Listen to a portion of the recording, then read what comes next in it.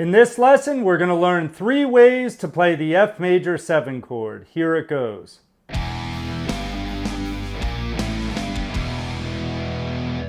guitarists, this is Mike from Guitar Essentials. And in this lesson, I'm going to show you 3 ways to play the F major 7 chord. So first, let's get started with the makeup of an F major 7 chord. We have F as the root, A as the 3rd, C as the 5th, and E as the 7th.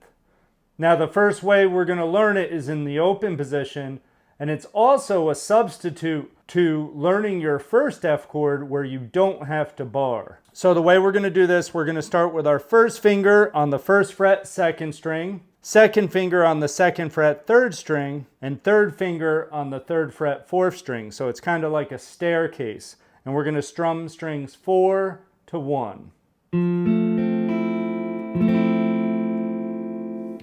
Pretty easy chord shape, really cool sound.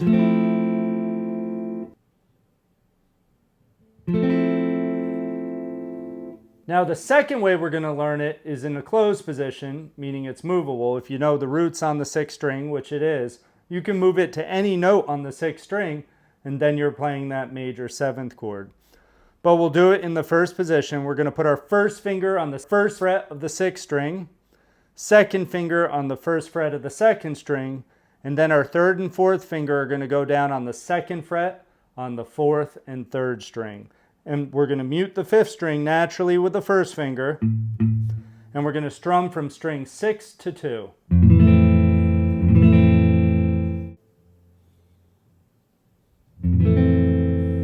Now let's say I know the 5th fret on that string is A. I can just move it up. Now I'm playing an A major 7 chord. All right, and the third and last way I'm going to show you is in the 8th position. We're going to put a bar across the 8th fret from 5 strings, from the 5th string to the 1st. We're going to put our 3rd finger on the 4th string, 10th fret, 2nd finger on the 9th fret of the 3rd string, and 4th finger on the 10th fret of the 2nd string. We're going to strum 5 strings, 5 to 1. Now again, with this chord, you can take the bar away and only strum from strings 5 to 2.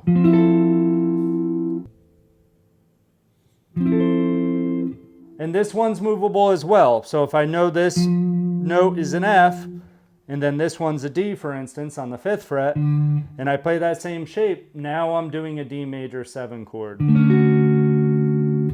But in this case, we're showing F major 7. Hope you enjoyed this lesson. If you haven't already, please subscribe, hit that like button and that notification bell. Also, if you want free charts of chords, scales, and exercises, check out the link down below in the description. Thanks again for watching, and we'll see you in the next lesson.